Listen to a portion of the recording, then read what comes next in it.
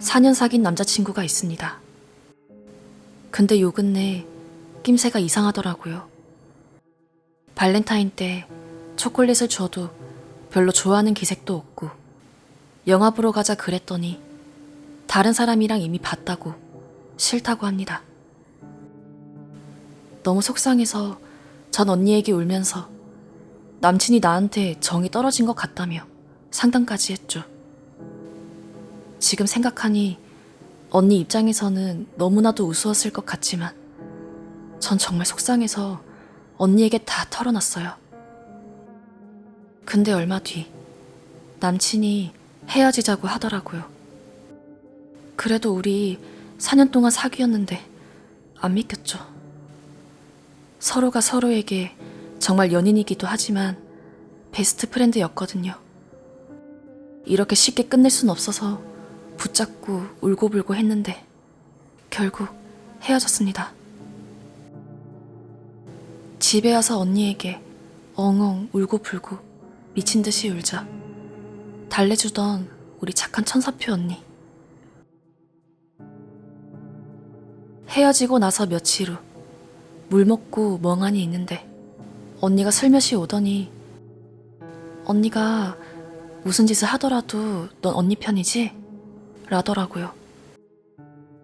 전 당연히 하나뿐인 언니인데 그럼 뭔 짓을 해도 용서할 수 있겠지 라는 안일한 생각에 그럼 당연하지 라고 말했습니다. 그런데요, 언니가 제 남친이랑 서로 좋은 감정을 가지고 있다네요. 그러더니 언니가 저를 붙잡고 울며 언니가 미안해. 근데 우리 둘 너무 사랑해 라고 말하네요. 감정이 싹튼 지는 3달이 넘었다더라고요. 그 말을 하고 언니는 제 전남친이랑 술 마신다고 나가버리고 이 둘을 어떻게 할까 하다가 너무 어이가 없어서 웃음밖에 안 나오더군요. 그렇게 어이없게 있는데 마침 아빠한테 전화가 오더군요. 아빠는 남자친구 얼굴을 알거든요. 집에 몇 번 놀러왔고 오래 사귀었으니까요. 그렇게 전화로 아빠에게 울면서 남친이랑 헤어졌다고 말하니 아빠는 울지 말라고 그 나쁜 놈보다 더 좋은 놈 만날 거라는 식으로 저를 위로해 주시길래 제가 말했죠. 아빠, 남친이 만나는 여자가 우리 언니래. 3달 전부터 좋은 감정 가지고 만나고 있었대. 나 어떡하지, 아빠? 이러면서 울었어요. 아빠는 가만히 있다가 언니는 지금 어디 있냐고 물어서 지금 남자친구랑 같이 술 마시고 있다고 말하니 일단 저보고 너 지금 이상한 생각하지 말고 가만히 있으라고 하시길래 그냥 하염없이 눈물만 흘렸네요. 그날 엄마 아빠가 집에 들어와서 저를 앉히고 이런저런 이야기를 해서 어떻게 된 일인지 다 이야기했어요. 엄마 아빠도 어이가 없는지 한숨만 쉬시는데 그때 초인종이 울려서 일단 모두 나가보니 언니 남친이 왔더라고요. 남친이 저를 보고 일을 어떻게 이렇게 크게 만들 수 있냐면서 저에게 따지는 걸 아빠가 듣고 소리 지르시고 언니는 울었는지 눈이 빨개져서 남친에게 이끌려 오더군요. 아무리 그래도 그렇지 어떻게 이 집에 내 앞에 남친을 데려올 수 있는지 너무 서러워서 울었어요. 그냥 서러워서 울고 꺼지라고 욕하니까 언니도 같이 울면서 사랑하는데 어떡하냐고 사람 마음이 맘대로 되는 게 아니라고 우는데 그냥 할 말이 없어서 그냥 입 밖으로 나오는 욕을 그대로 했어요. 그러니까 남친이 언니 편을 들더라고요. 저에게 소리 지르면서 자기가 먼저 마음이 가서 그런 거니까 언니 욕하지 말라고. 그런 얘기를 하는 도중에 아빠가 일단 남자친구를 쫓아냈어요. 꼴도 보기 싫으니까 당장 꺼지라는 식으로요. 그리고 남친을 따라 같이 가려는 언니를 집 안으로 불렀는데 언니가 죽어도 남자친구랑 못 헤어지겠다 그러네요. 그래놓고 둘 사이를 허락해 줄 때까지 금식을 한다나 뭘 한다나. 진짜 언니가 웃긴 건 저는 뒷전이고 그저 부모님에게만 허락 받으려고 안달인 거예요. 듣고 있자니 화가 나서 내 생각은 안 하냐고 따졌더니 언니가 진짜 미안한데 너는 잠시 뒤에 있다가 얘기하면 안 되겠니? 이러더라고요. 저는 도저히 이해가 안 가는 상황이라 말도 안 나왔죠. 어쨌든 아빠가 언니한테 집 밖으로 한 발자국도 나가지 말라고, 한 발자국만 나가면 너 내 딸 아니라고 하는데 다음날 그냥 집을 나가버렸어요. 그리고 언니에게 문자가 왔습니다. 이렇게까지 만들어서 이제 기분 좋냐고, 독한 년이라고 문자를 보내네요. 그리고 시간이 지날수록 어머니가 은근슬쩍 눈치를 주네요. 용서하라는 게 아니라 일단 네가 먼저 언니한테 전화를 해보라는 식으로요. 그래서 저는 엄마에게 언니한테 독한 년이라고 온 문자를 보여주었고 지금 너무 화나니까 나 죽는 꼴 보기 싫으면 거기서 그만하라고 말했습니다. 아빠는 화가 나서 아무 말도 안 하시고요. 아빠가 세상에서 제일 싫어하는 게 거짓말과 불륜이에요. 아빠가 단단히 화가 난 것 같은데 또 어떻게 될지는 모르겠네요. 언니는 계속 슬퍼먹고 날 이렇게 만드니까 좋냐? 독한 년. 이렇게 문자하네요. 그렇게 착하고 상냥하고 절 보듬어 주던 제 언니가 맞는지 그것도 모르겠고요. 게다가 엄마가 언니한테 전화한 것 같던데 언니는 남자친구 자취방에 있대요. 정말 언니가 제정신일까? 정말 무슨 생각인지 묻고 싶어요. 지금은 언니랑 전남친 둘 다 꼴도 보기 싫고 어떻게 이 상황을 끝내야 할지도 모르겠어요. 다른 분들이 보시기에 이 상황이 지금 제가 냉정을 유지하고 진정할 상황인가요? 정말 서러워서 살기 싫어요. 결국 글쓴이인 동생은 스스로 목숨을 끊었습니다. 그런데 세상을 떠난 동생 장례식장에 언니와 남자친구가 와서는 동생 영정사진 앞에서 눈물 한 방울 흘리지 않고 힘들게 한 결혼이니까 우리 잘 살게 라고 했다고 합니다. 그 이후 언니와 남자친구는 결혼해서 아이를 낳았고 2019년도에 아이는 초등학교에 입학했다고 합니다.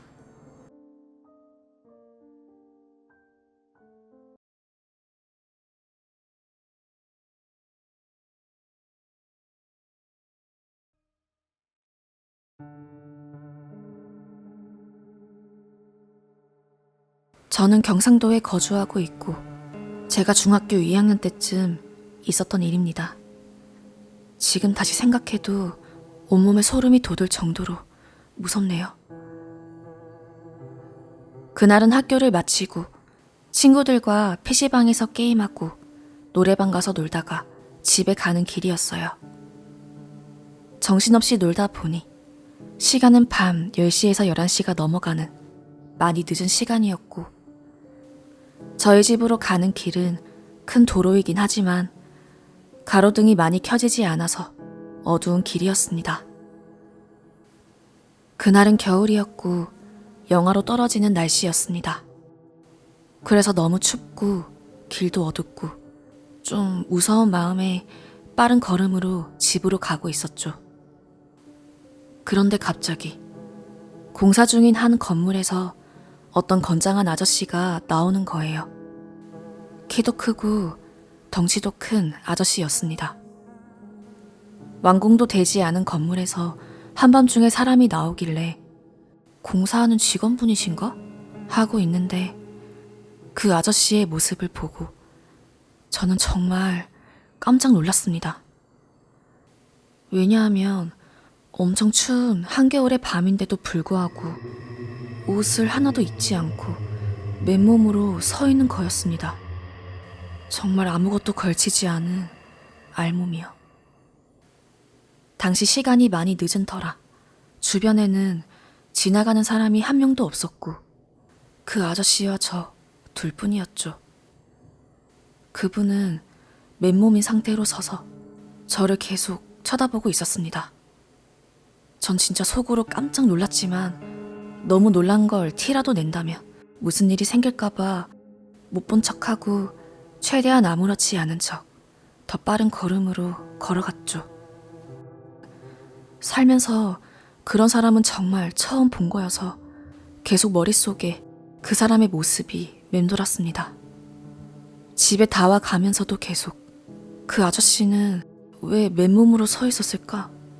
뭐 하는 사람일까? 생각하면서 불안한 마음으로 계속 걸어갔죠. 다행인 건 큰 도로가 있는 길을 걸어가기도 했었고 뒤에서 저를 따라오는 발소리도 딱히 들리지 않았기에 그래도 그 사람이 날 따라오진 않는구나 라고 생각했습니다. 그러다가 집에 거의 다 도착을 했고 집에 도착하기까진 5분도 안 되는 거리였기 때문에 더 긴장을 푼 채로 걸어가고 있었습니다. 그런데 갑자기 뒤에서 누군가가 제 눈을 두 손으로 힘껏 가리더니 그 손을 떼지 않으려고 힘을 엄청 주더라고요. 손을 떼려고 해도 힘이 어찌나 센지 아무런 저항을 할 수 없었습니다. 저는 앞도 보이지 않고 정말 너무 놀라서 소리를 엄청 질렀고 큰일이 날 것 같다는 생각에 입 밖으로 욕까지 나왔습니다.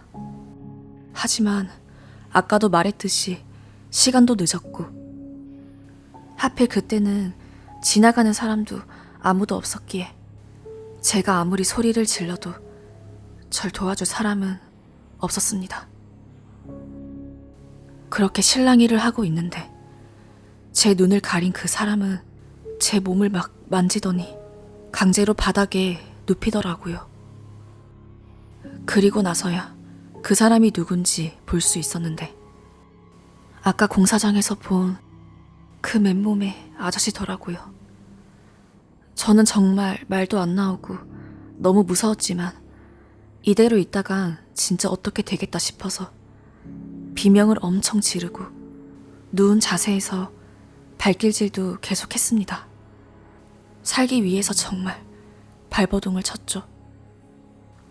제가 발악을 하고 덤빌수록 이 아저씨는 저를 더욱 강하게 제압하려고 했고 저는 이리저리 머리를 흔들다 옆을 쳐다보게 되었는데 제 옆에 웬 차가 한 대 주차가 되어 있더라고요. 아마도 이놈이 차를 타고 제 뒤를 쫓아온 것이 아닐까 싶었습니다. 날씨도 춥고 바람도 부니 뒤를 돌아볼 생각도 안 했고 분명 뒤에선 아무 소리도 나지 않았는데 지금 생각해보면 저와 약간의 거리를 두고 따라왔던 것 같아요.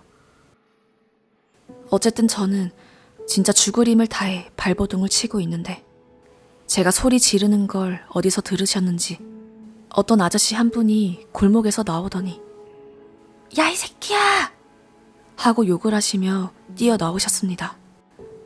저를 잡고 있던 그놈은 바로 차를 타고 도망을 갔고 골목에서 나온 아저씨는 그놈을 잡으려고 막 뛰시더라고요. 저는 골목에서 나온 아저씨가 그렇게 나와 주시자마자 정말 있는 힘껏 집으로 뛰었어요. 그놈이 잡혔는지 그냥 도망갔는지 제대로 확인도 하지 못했습니다.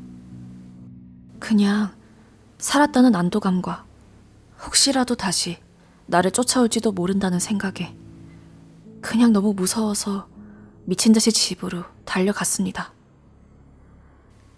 그리고 집에 도착해서 정말 한참을 울었습니다. 우는 저를 보시고 엄마 아빠는 왜 우냐고 물어보시는데 부모님께 말씀드리면 너무 걱정하실까봐 그냥 밤길이 너무 무서웠다고 다신 밤늦게 돌아다니지 않을 거라고 얘기하고 부모님과는 그렇게 얘기가 끝났죠. 그때 솔직히 말씀드리고 경찰에 신고도 하고 그 아저씨를 잡았어야 했는데 당시에 저는 너무 무서운 마음과 그리고 부모님을 걱정시키고 싶지 않아 결국에는 이 일을 말하지 않았습니다. 그 이후로는 밤늦게까지 절대 놀지 않고 초저녁 즈음이 되면 무조건 집으로 갔죠. 만약 어쩌다가 한 번씩 늦더라도 두 번 다신 그 길로 가지 않았고요. 지금까지도 그 아저씨가 어떻게 된지는 모르겠지만 아직도 그 아저씨의 눈빛과 그 일은 잊혀지지가 않습니다. 그리고 제가 정말 큰일 날 뻔했던 순간 골목에서 나와주신 그 아저씨께 지금까지도 감사하게 생각하고 있습니다. 여러분들도 밤길은 큰 길이든 작은 길이든 위험하니까 정말 조심해서 다니세요.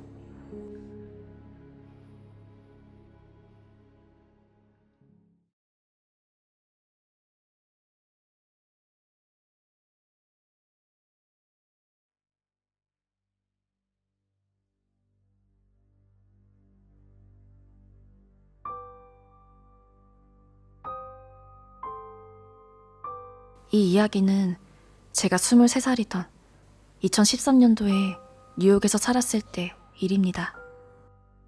저는 그때 타임스퀘어랑 K타운 근처에 대학교 때부터 친했던 친구랑 같이 아파트에서 살고 있었어요. 그 당시 저는 몇 개월 동안 취업이 되지 않는 상태라서 우울한 시기였습니다. 어느 날 밤, 저는 우울한 마음을 달래기 위해서 K타운에 혼자 걸어서 술 한잔 하려고 나갔어요. K타운에 한국 술집 아무 데나 들어가서 혼자 소주를 한 2병 마시고 좀 취해서 집에 가려고 나왔는데 어떤 젊은 남자가 저를 따라 나왔어요. 키도 크고 그냥 평범하게 생긴 20대 남자였어요. 그 남자는 저에게 술집에서 술을 혼자 먹고 있는 저를 보고 따라 나오셨다고 하시며 집에 가는 거면 데려다 준다고 하더라고요. 저는 괜찮다고 했어요. 처음 보는 남자가 갑자기 데려다 준다는 것도 좀 부담스럽기도 하고 아파트도 꽤 가까운 거리였으니까요. 하지만 그 남자는 여자 혼자 이 시간에 걸어가는 건 위험할 것 같다고 꼭 데려다 주고 싶다고 하는 겁니다. 그때가 아마 새벽 3시쯤이었던 것 같네요. 저는 계속 거절하다가 이 남자가 정말 절 걱정하는 것 같고 또 착하게 생기셔서 알겠다고 했어요. 그렇게 저는 그 남자와 같이 한 10분에서 15분 동안 저희 집까지 같이 걸었어요. 둘이 좀 취해서 이런저런 대화를 나누는데 이 남자 정말 착하구나 라고 느꼈었죠. 그리고 저희 아파트에 도착했을 때 서로 인사하고 저는 집으로 향했습니다. 당시 저희 아파트는 5층 빌라식이었고 저는 5층에 살았어요. 1층에 메인문이 있었고 열쇠가 있어야지 건물에 들어갈 수 있었죠. 저는 메인문을 열고 계단 쪽으로 향했습니다. 메인문이 원래 꽝 하고 닫히려면 몇 초 정도 걸렸습니다.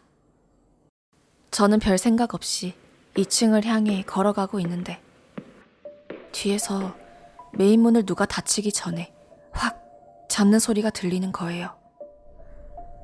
저는 그 순간부터 갑자기 소름이 돋고 제가 위험하다는 걸 느꼈어요. 그 사람의 발소리가 계단에서 들리기 시작하는 순간 저는 속도를 더 냈습니다. 제가 더 빨리 올라가니까 그 사람의 발소리도 더 빨라지는 거예요. 저는 집 열쇠를 손에 꽉 쥐고 계단에서 뛰기 시작했습니다. 그리고 뒤에서 그 사람도 같이 뛰는 소리가 들리더군요. 정신없이 5층까지 도착한 순간 저는 재빨리 열쇠로 집 문을 열었고 계단에서 5층으로 올라오는 그 사람의 머리가 보였습니다. 다행히 저는 그 사람이 들어오기 바로 직전에 문을 닫았어요. 현관문 외시경을 보니까 그 사람은 아무 말 없이 그냥 문 앞에 서 있는 겁니다. 한참 어떻게 해야 할지 고민하고 있는데 이미 제 룸메이트도 자고 있고 시간도 많이 늦어서 저는 그냥 방으로 들어갔어요. 방으로 들어오니 긴장이 풀렸는지 취기가 올라와서 불안함도 잊은 채 금방 잠이 들었습니다. 그리고 한 7시쯤이 되었을 때 제 룸메이트가 겁에 질려있는 모습으로 저를 깨웠어요. 그리고 룸메이트가 문 밖에 어떤 이상한 남자가 서 있다는 겁니다. 그때 정말 심장이 쿵 내려앉는 느낌이 들었습니다. 설마 현관문 앞에서 밤을 새운 건가 싶었죠. 현관문으로 조심스레 걸어가 외시경으로 보니 그 남자는 무표정으로 어젯밤처럼 서 있었습니다.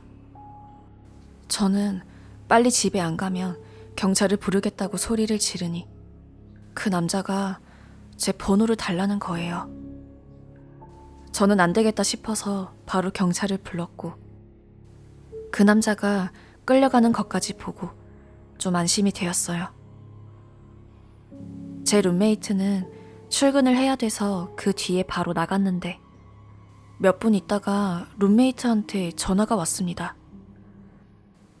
룸메이트가 밖에서 그 남자랑 경찰들을 마주쳤는데 그 남자가 경찰들한테 제가 여자친구인데 어제 좀 싸워서 그런 거라고 거짓말을 하고 있더래요. 친구는 어이가 없어서 경찰들한테 가서 저는 남자친구가 없고 이 남자는 모르는 사람이라고 얘기를 했대요. 하지만 경찰들은 그 남자한테 경고만 주고 집에 보냈다고 하더라고요. 저는 이대로 끝인 줄 알았어요. 그리고 2시간 뒤 누가 초인종을 누르는 겁니다. 저는 경찰인가? 해서 누구세요? 라고 했더니 또 그 남자였어요. 그 남자는 계속 번호만 달라고 그럼 저를 내버려 두겠다고 사정을 하는데 저는 그냥 인터폰을 꺼버렸습니다. 이 상황이 너무 당황스럽고 믿기지도 않았어요. 소름 끼치고 경찰을 또 불러야 하나 생각하고 있는데 갑자기 현관문을 미친 듯이 두드리는 겁니다. 외시경 보니까 당연히 또 그 남자였고 아마 다른 사람이 저희 건물에 들어올 때 따라 들어온 것 같더라고요. 저는 다시 경찰을 부르겠다고 경고하고 바로 경찰서에 전화했어요. 잠시 후 경찰들이 도착했을 때 그 남자는 이미 도망갔더라고요. 하지만 저는 며칠 동안 그 남자가 다시 돌아올까봐 공포감에 시달렸고 제가 외출해야 하는 일이 생기면 경찰관들이 일주일 동안 집 들어가는 것까지 배웅해 줬습니다. 다행히도 그 남자를 다시 본 적은 없지만 그 경험 이후로 룸메이트랑 저랑 계속 무서워서 결국엔 이사를 갔어요. 지금 생각해보면 제가 너무 바보 같았다는 생각이 많이 들어요. 처음 보는 사람을 경계도 하지 않고 저희 집까지 데리고 왔으니까요. 지금은 모르는 사람이 아무리 착하게 생겨도 저한테 말을 걸면 절대 받아주지 않습니다. 제 이야기는 여기까지입니다. 남자분이든 여자분이든 사람 조심하시길 바랍니다.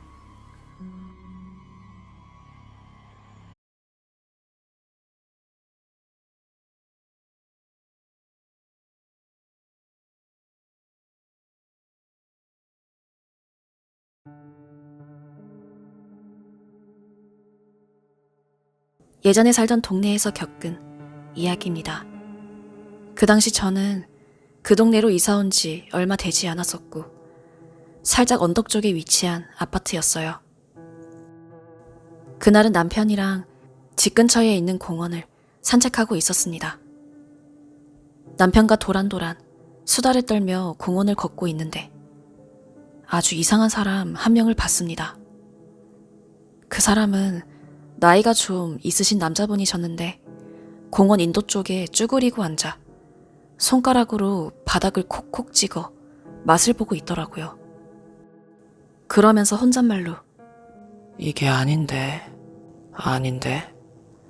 이렇게 중얼거리고 있었습니다. 누가 봐도 정상적인 상황은 아니었기 때문에 저는 그 모습을 보고 순간 흠칫했습니다. 저는 남편에게 저 사람 좀 이상한 사람 같다며 말하니 남편도 그렇게 느꼈는지 그 사람을 피해서 다른 길로 쭉 돌다 집에 왔어요. 집에 도착하고 나서도 그 아저씨의 모습이 자꾸 머릿속에 그려져 소름이 끼치더라고요. 그리고 시간이 흘러 한 일주일 후인가? 이삿짐도 정리하고 이래저래 바빠서 그 이상한 아저씨가 잊혀 갈 때쯤 혼자 마트에 장 보러 가던 길에 그때 봤던 그 이상한 아저씨를 또 보았습니다. 이번엔 주택 골목 쪽에 아예 자리를 잡고 주저앉아 바닥맛을 보고 있더라고요. 손가락으로 바닥을 콕콕 찍어대며 쪽쪽 빨면서 그때처럼 또 혼잣말로 이게 아닌데. 이렇게 중얼거리고 있는데 놀라는 걸 넘어서 괴상하고 무섭다는 생각이 들었습니다. 그때가 밤도 아니었고 사람들이 많이 지나다니는 대낮이었는데 그러고 있다는 게 더욱 이상하게 느껴졌죠. 그때 그 골목을 지나가는 사람들도 저와 같은 생각이었는지 다들 그 아저씨를 힐끔힐끔 쳐다보며 빙 둘러 피해 가더라고요. 저도 무서워서 아저씨를 슥 피해서 가는데 그 사람 옆을 지나치는 순간엔 정말 온몸에 소름이 돋고 저도 모르게 후다닥 가게 되더라고요. 장도 후딱 보고 집에 와서 남편이 퇴근하고 집에 온 뒤 그때 본 이상한 아저씨를 또 봤다고 무섭다고 이야기했습니다. 그랬더니 남편은 그냥 정신이 좀 안 좋으신 분 같다고 우리에게 해를 끼친 것도 아닌데 너무 신경 쓰지 말라더군요. 저는 그 아저씨의 모습이 계속 떠올라 섬뜩하기도 하고 밖에 나갔을 때 또 마주치면 어떡하지? 라는 생각이 들며 불안했지만 남편 말대로 저에게 피해를 준 것도 아니고 하니 그날은 그냥 그렇게 지나갔어요. 그런데요, 사건은 그 일이 있은 지 일주일도 채 지나지 않은 시점에서 일어났습니다. 그날은 집들이가 있어서 시장에서 이것저것 장을 보고 육회를 사면서 서비스로 생간도 받아서 오던 길이었어요. 짐이 많아서 택시를 탈까 하다가 시장이 집 근처라서 그냥 조금만 고생하면 될 것 같아 걸어가고 있었습니다. 짐이 좀 무거워서 끙끙대며 집에 가고 있는데 저희 아파트가 살짝 언덕 쪽에 위치하고 있어서 아파트 입구로 가려면 계단으로 내려가야 했어요. 그래서 계단으로 내려가려고 모퉁이를 도는 순간 딱 그 아저씨가 계단 쪽에 쭈그려 앉아서 또 손가락을 콕 찍어서 쪽쪽 빨며 바닥을 맛보고 있는 거예요. 생각지도 못한 곳에서 마주쳐서 너무 놀란 나머지 손에 있는 짐들을 몇 개 떨구고 말았어요. 하지만 다시 진정을 하고 떨어진 짐을 급히 줍고 다른 곳으로 해서 집으로 들어가야겠다고 생각하고 정신없이 물건들을 주우려고 했습니다. 그런데 제가 너무 당황을 한 건지 모르고 육회랑 생간이 들어있던 봉지를 탁 하고 밟고 말았어요.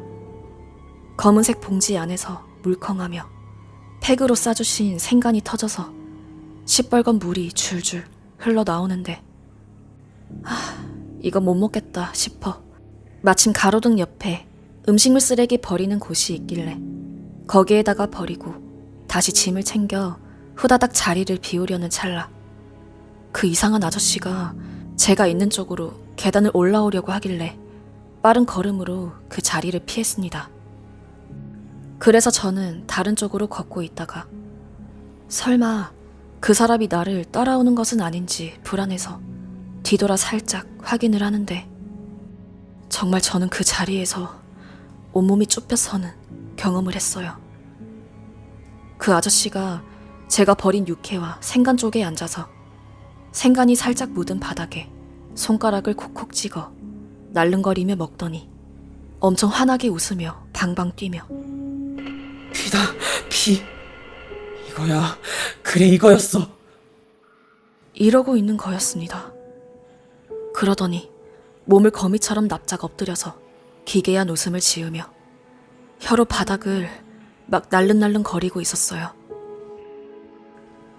그 모습을 보는 순간 저는 너무 무서워서 막 집으로 달려왔고 그 사람이 지금까지 계속 바닥맛을 보며 이게 아닌데? 라고 중얼거리며 찾았던 것이 설마 피였던 걸까? 라고 생각하니 정말 오싹해지더라고요. 저는 경찰에 이상한 사람이 있다고 신고하고 싶었지만 이전에 남편이 말했던 것처럼 해를 끼친 것이 아니었기 때문에 그냥 말았습니다. 그 뒤로 집 밖을 나갈 땐 되도록이면 남편하고 같이 나갔고 혼자서는 웬만하면 나가지 않았어요. 그 일이 있은 뒤로는 그 아저씨를 더 이상 본 적은 없습니다. 그 동네에선 1년을 살았고 지금은 다른 동네로 이사 왔지만 지금까지도 간혹 생각이 나는 저의 무서운 기억입니다. 그 아저씨는 왜 그렇게 길거리에 앉아서 바닥맛을 봤던 걸까요?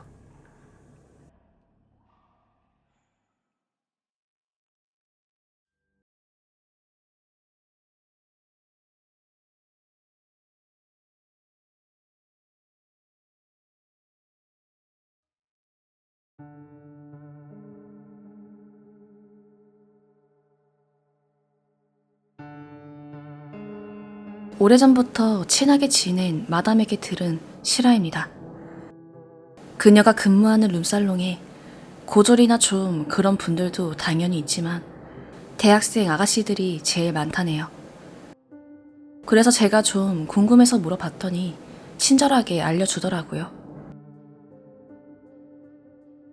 처음에는 일하는 아가씨들한테 낮에 친구를 데려와서 놀라고 합니다.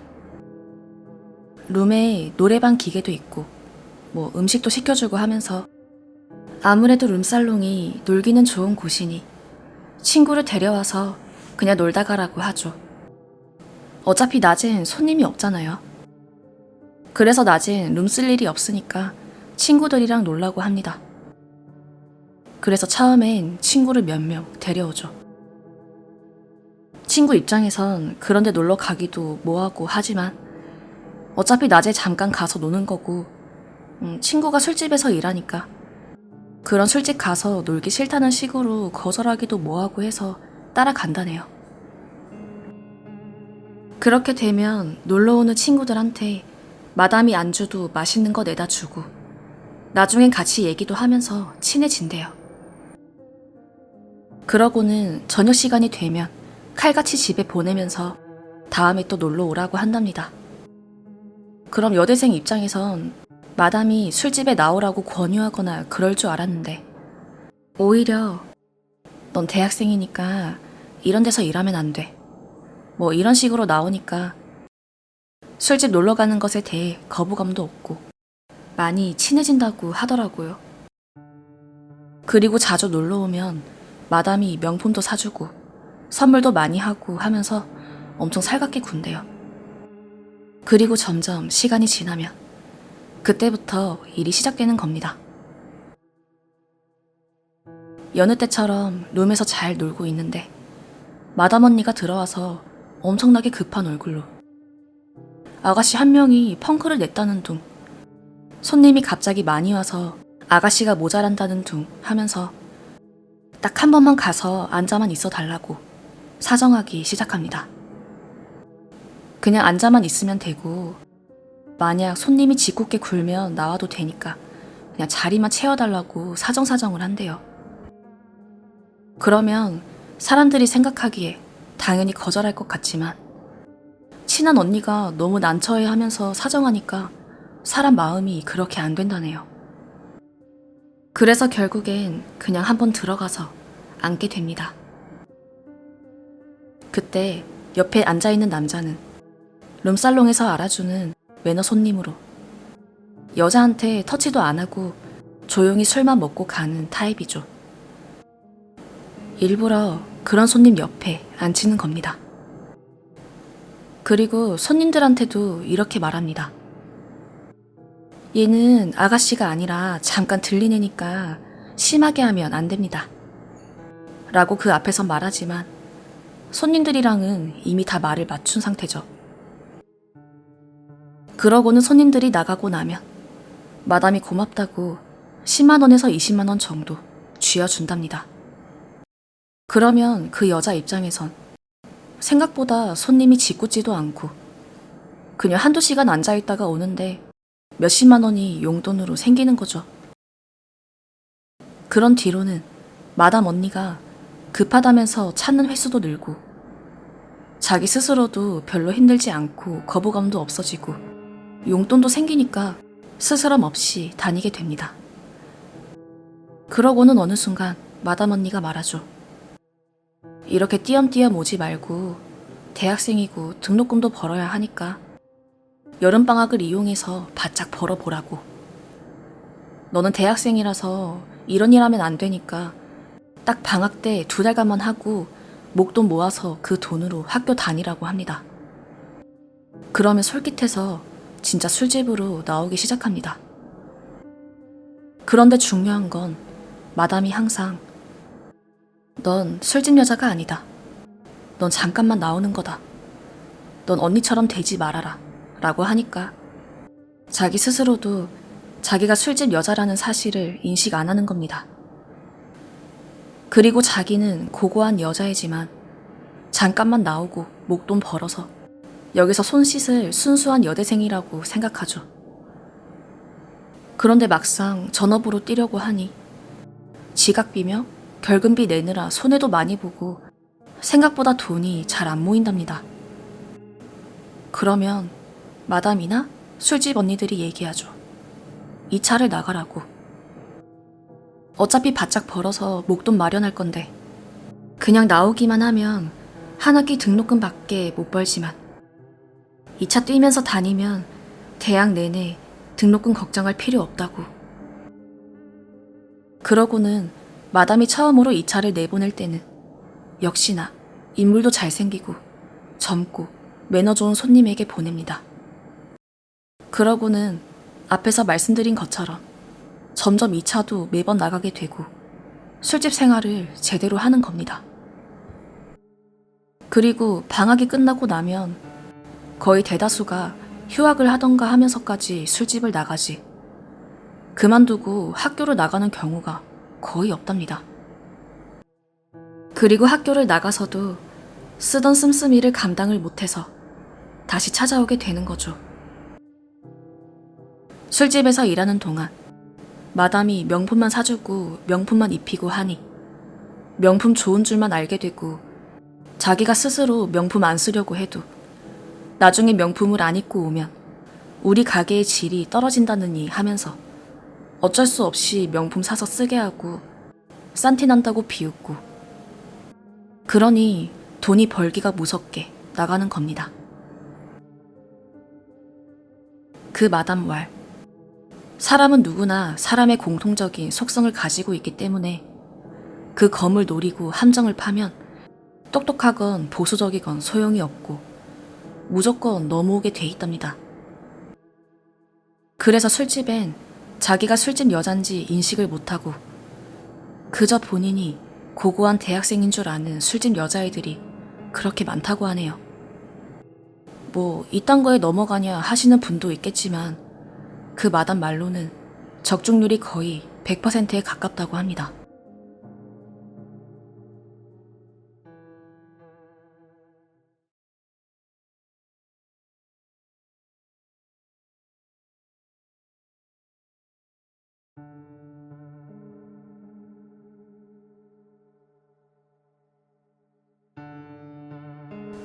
저는 26살 남자입니다. 지금까지 제가 26년을 살면서 좋아만 해봤지 누군가가 날 좋아한 적은 처음인데 분명히 말하지만 미치겠습니다. 무서워요. 지금 살고 있는 동네에 이사 온 지는 거의 2년 정도 됐습니다. 이 동네에는 정신이 모자란 여자분이 계십니다. 나이는 대략 30대 초반쯤으로 보이고요.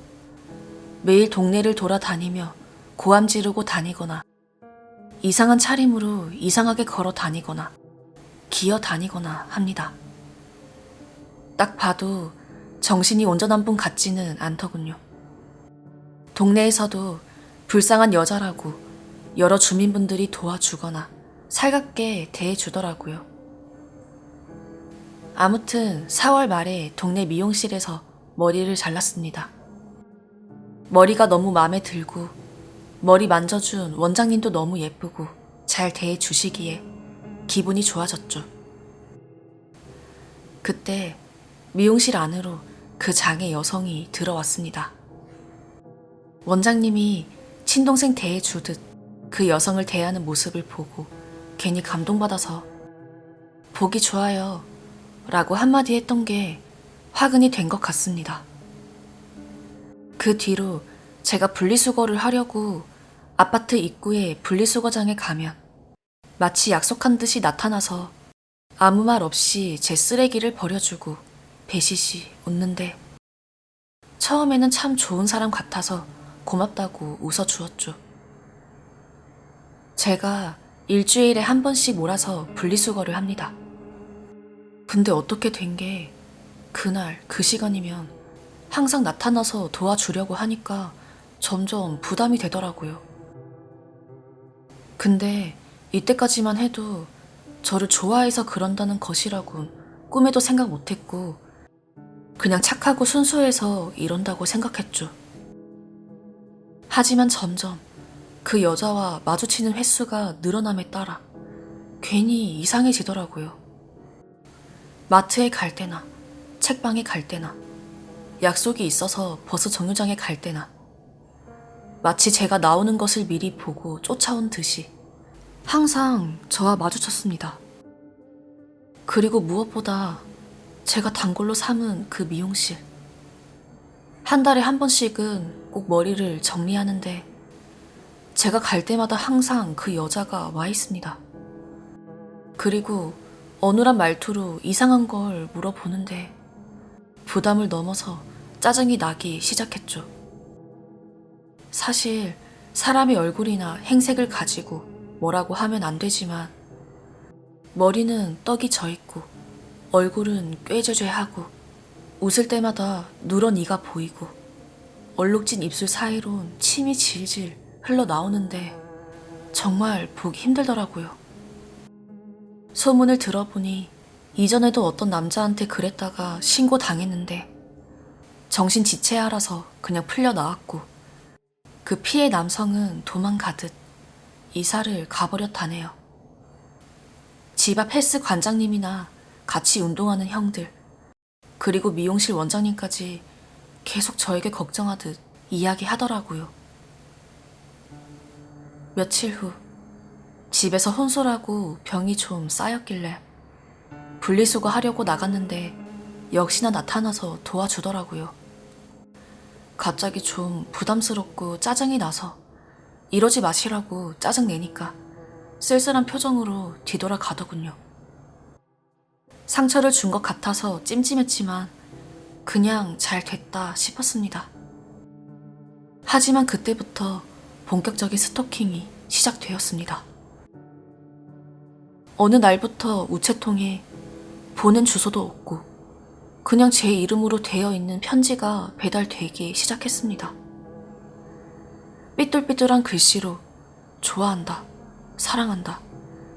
이 두 말만 무한 반복되는 글인데 정말 소름이 끼치더군요. 분명히 그 여자가 보낸 거라고 생각하고 그 자리에서 찢어버렸는데 그 뒤로 폭탄 메일처럼 수십 통이 꽂혀 있었습니다. 밤새 적었는데 찢어서 마음이 아프네요. 사랑해요. 좋아해요. 행복해요. 이런 식의 편지가 계속 배달되어 왔습니다. 짜증나서 그대로 분리수거장 가서 버렸고요. 누군지 확실히 보려고 하루 종일 숨어서 잠복하고 있었는데 아니나 다를까 그 장애인 여성이 몸을 비틀비틀 좀비처럼 움직이며 저희 아파트 동에 와서 편지를 꽂아놓고 가더군요. 딱 잡았습니다. 제가 도대체 왜 이러냐고 물으니까 제가 너무 좋다고, 좋아서 그런 거라고 그러는데 머리부터 발끝까지 소름이 끼치고 찝찝함을 넘어 더러운 기분까지 들었습니다. 그래서 편지 찢으면서 이러지 말라고 했습니다. 그때 참았어야 했는데 오히려 일을 더 키운 셈이 됐죠. 그 다음날부터 어떻게 되었냐면요. 그 여자가 동네방네 뛰어다니며 고함을 치고 다녔는데 그 고함의 내용이 바뀌었습니다. 제 이름을 부르면서 사랑한다, 결혼하자. 정말 토할 것 같은 기분까지 들었습니다. 얼굴을 들고 다닐 수가 없었죠. 그리고 오늘 새벽, 정확히 2시 40분경 갑자기 저희 집 문이 쿵 하더니 으어으어 으어 하는 소리가 들리더군요. 어눌하면서도 늘어지는 그 좀비 같은 소리는 딱 그 여자의 목소리였습니다. 저희 집 벨이 고장이 나서 벨을 눌러도 소리가 안 나니 문을 발로 찬 것 같더군요. 저는 그 소리에 깨서 덜덜 떨고 있었죠. 저도 일반 건장한 남자이지만 진짜 무섭더군요.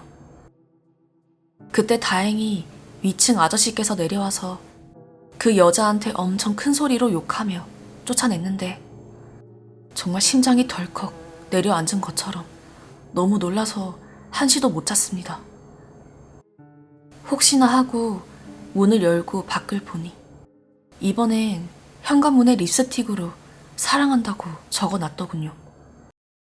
누가 볼세라 빡빡 닦았는데 닦는 도중에 혹시 나타나서 괴롭힐까봐 두려움에 식은땀이 뻘뻘 나고 손까지 떨렸습니다.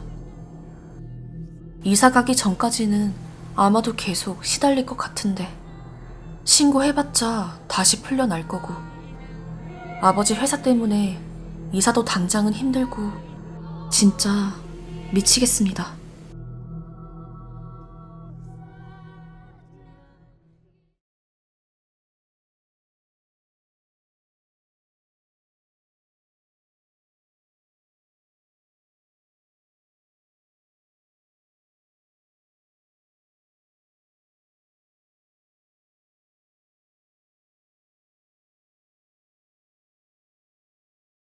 저는 프리랜서를 하고 있어서 주로 낮에는 자고 밤부터 일을 시작합니다. 제가 살고 있는 곳은 아파트 꼭대기층인데 맞은편 동의 옥상이 그대로 보였고 그날 새벽도 어김없이 방불을 켜놓고 일을 하고 있었죠. 새벽에는 굉장히 고요하기 때문에 누가 밖에서 라이터만 딸깍딸깍 대도 그 소리가 바로 앞에서 나는 것처럼 아주 선명합니다. 그런데 일을 하고 있는데 어디선가 스스 거리는 소리가 끊임없이 들리는 것이었습니다. 전 베란다에 고양이 같은 게 들어왔나? 하다가 아파트 꼭대기층에 고양이가 들어올 리도 없고 해서 베란다에 가보니 아무 문제가 없길래 방에 다시 들어와 일에 집중했습니다. 그런데도 소리가 계속 들려.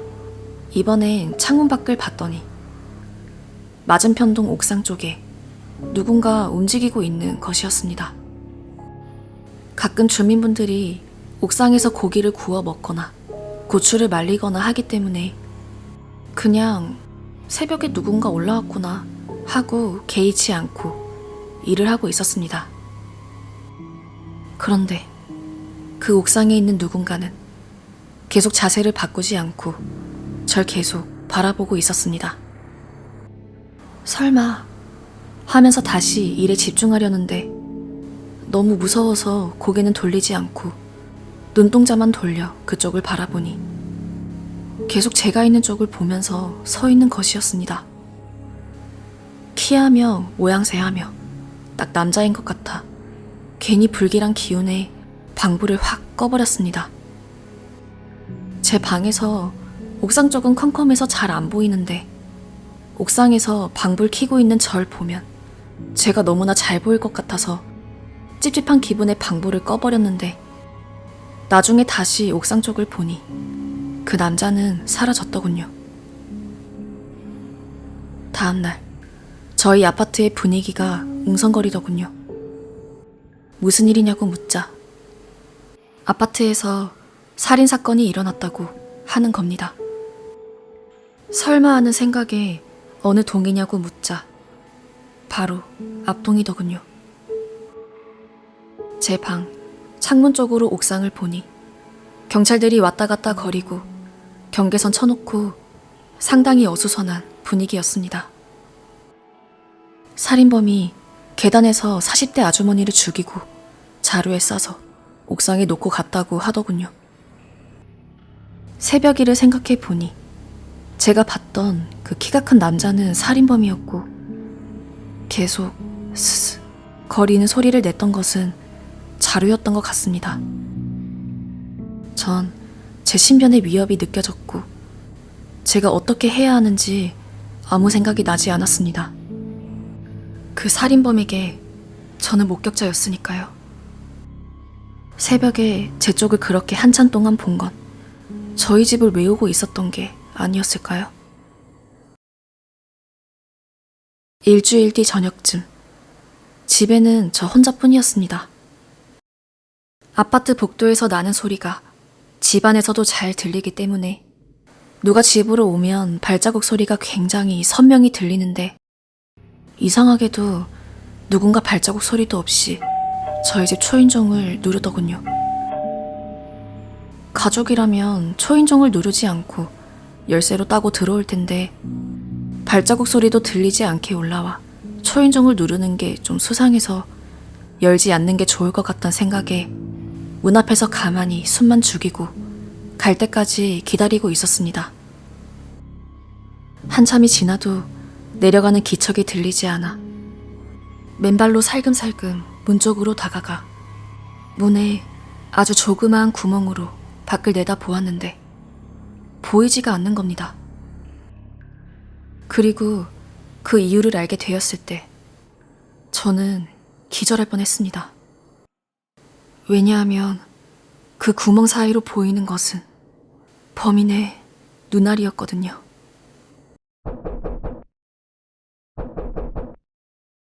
저는 아무 소리도 내지 않고 조용히 현관문에서 떨어졌습니다. 지금 제가 할 수 있는 거라고는 없는 척하는 것.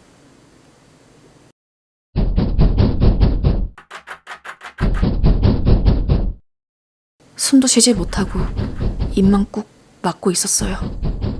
비명이 나올 것 같았거든요. 그 순간 아래에서 자동차 들어오는 소리가 들렸고 바로 그 사람이 급하게 계단을 내려가는 소리도 들리더군요.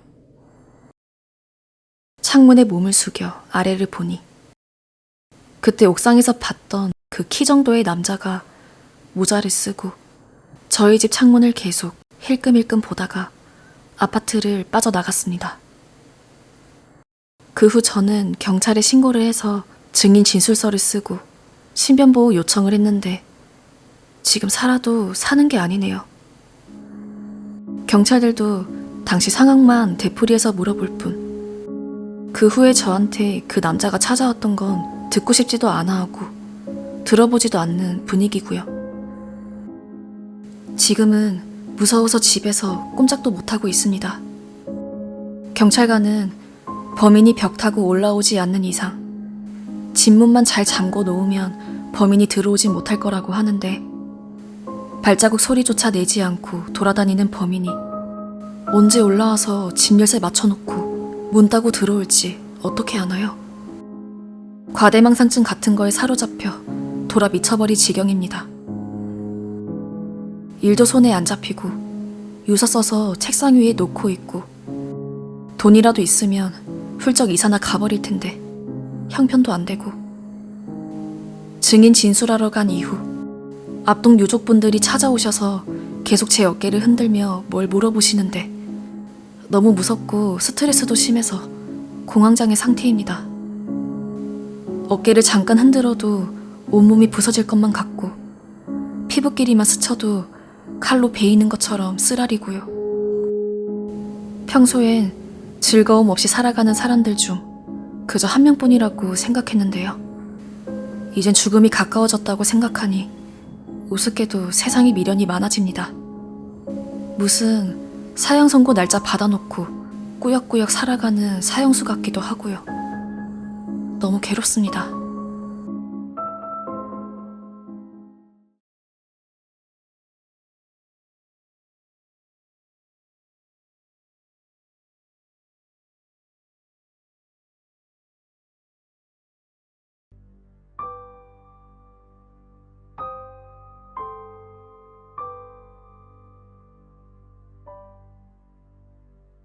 그때가 한 2013년 정도 됐었던 것 같은데 여튼 꽤 오래된 일이야.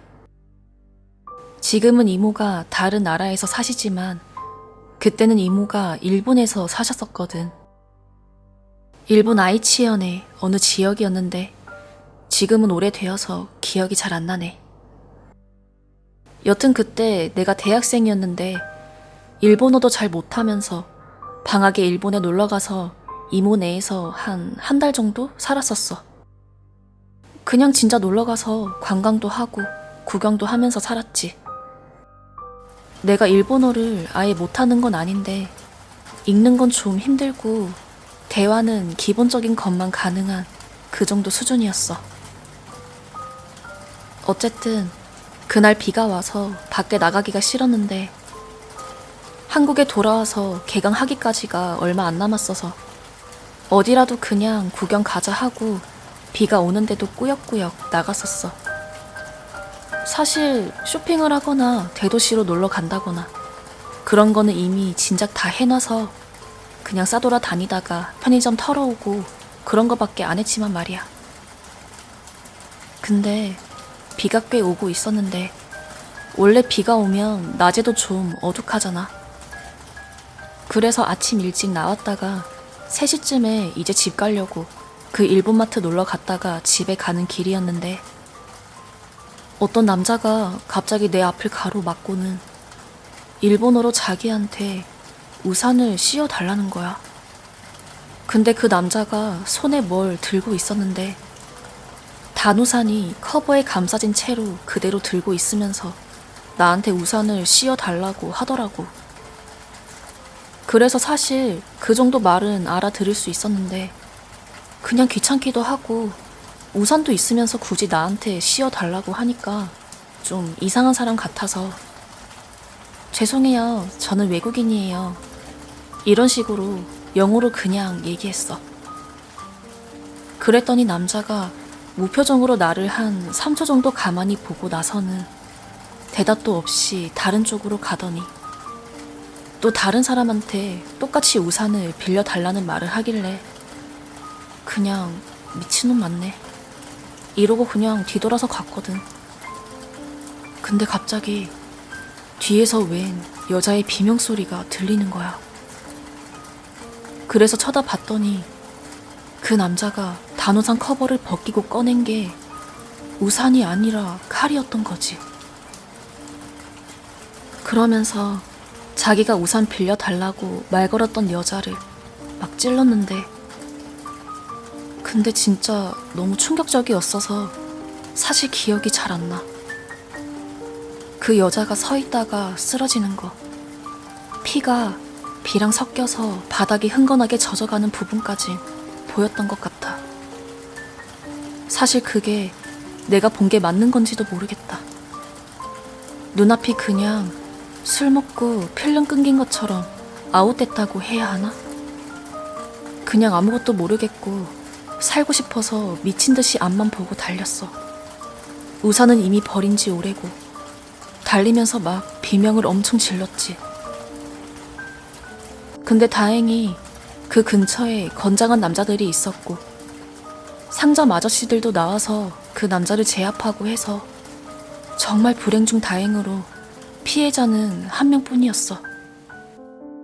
그래서 뭐 그 범인은 현장에서 바로 잡혀서 경찰에 송치됐다고 하더라고. 그 후로 어떻게 됐는지는 나도 모르고. 그 당시 내가 지내고 있었던 일본의 그 도시가 엄청 큰 곳도 아니었고 유동인구도 별로 없었고 사건의 규모도 크지 않아서 그런가? 한국으로 돌아온 후에 백날 인터넷에 검색해봐도 역시 그런 사건은 인터넷에 전혀 나오질 않더라고. 우리나라에서도 지방 어디에선가 살인사건이 일어나도 기사 하나 안 뜨는 경우가 흔하잖아. 기대도 안 했지만 그냥 마음이 안타깝고 허무했어. 그러다 1년쯤 지나서 이모는 원래 미국계 일본인이랑 결혼을 했었는데 일본에서 이제 그만 살고 미국으로 이사를 간다고 하셔서 그 전에 우리를 보려고 한국을 잠깐 오셨어. 그래서 그때 그 묻지마 살인 얘기가 잠깐 나왔는데 이모 말로는 그게 지역신문인가? 지역 잡지인가? 뭔지 기억은 잘 안 나는데 여튼 사회면에 자기 기사가 났었다고 하더라고. 근데 경찰 인터뷰에서 그 범인이 정신질환자였고 계획적인 범죄가 아닌 우발적으로 범행을 저질렀고 뭐 그런 이야기가 나왔었는데 인터뷰 내용 중 범인이 한 말을 듣고는 진짜 소름 돋아서 아무 말도 할 수가 없었어.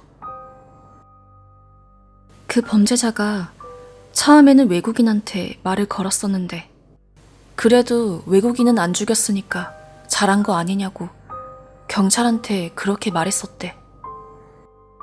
그래서 경찰이 왜 외국인은 죽이지 않은 거냐고 그랬는데 외국인이 살려달라고 하면 자기가 말을 못 알아들으니까 그럼 재미가 덜해서 그런 거라고 했었대. 그래서 자기 나라 사람을 죽인 거고. 근데 그러면 그 외국인은 분명히 나잖아. 그때 진짜 이모가 해준 말을 듣고 너무 소름 끼쳐서 몸이 덜덜 떨렸어. 그리고 이모 말로는 그때 그 피해자분도 돌아가시진 않았대. 그때는 상해를 좀 크게 입었다는데 지금은 어떻게 되셨는진 모르겠어. 어쨌거나 잘 지내고 계셨으면 좋겠다는 생각이 든다. 아마 대도시에서 그런 일이 있었다면 크게 기사라도 났을지도 모르지만 별로 이슈가 되지 않았던 사건이었어서 좀 많이 허무하고 회의감이 들더라고. 기분 좋게 놀러간 한 달간의 여행이 잊을 수 없는 끔찍한 기억으로 가득 찼으니 말이야. 그 후로는 언제 어디서든 조심하고 있어. 처음 보는 사람이 길을 묻는 말을 걸거나 도를 아십니까? 이런 사람도 그냥 무조건 피하고. 아직도 수년이 흘렀지만 그 기억이 나한테는 트라우마처럼 남아있어. 그리고 그때 내가 만약 일본어로 그 남자에게 말을 했었다면 난 지금쯤 이 세상에 없었겠지? 너무 무섭다.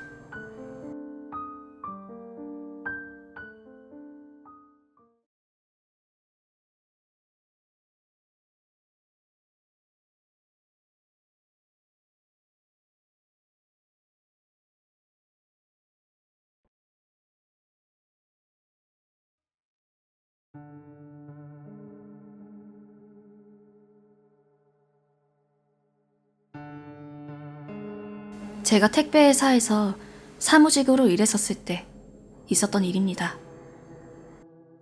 지금은 그만뒀지만 그 회사는 대기업의 택배 회사였고 저는 거기서 3년 정도 근무를 했습니다. 사무직 업무를 하는 직원들은 담당하는 지역 기사님들과 사무실을 같이 쓰고 있어요. 그래서 기사님들이 사무실에 있을 때는 밥도 같이 먹고 커피도 마시고 이야기도 하고 친하게 지내고 있습니다. 그 당시 나이가 어린 기사님도 있었고 나이가 지긋하신 아버지 뻘 되는 기사님들도 많아서 정말 가족처럼 잘 지내고 있었습니다. 저희 회사는 평일 근무를 하고 주말은 휴무입니다. 그날은 휴일이었고 저는 집에서 친구와 그냥 카톡하면서 뒹굴거리고 있었어요. 그런데 친구가 저에게 갑자기 성범죄자 알림이 어플을 깔아보라고 하는 겁니다. 동네에 전과자가 다 나온다고 합니다. 저는 자취를 하고 있기도 하고 혹시나 우리 동네에도 있을 수도 있으니 조심해야겠다는 생각으로 어플을 깔았어요.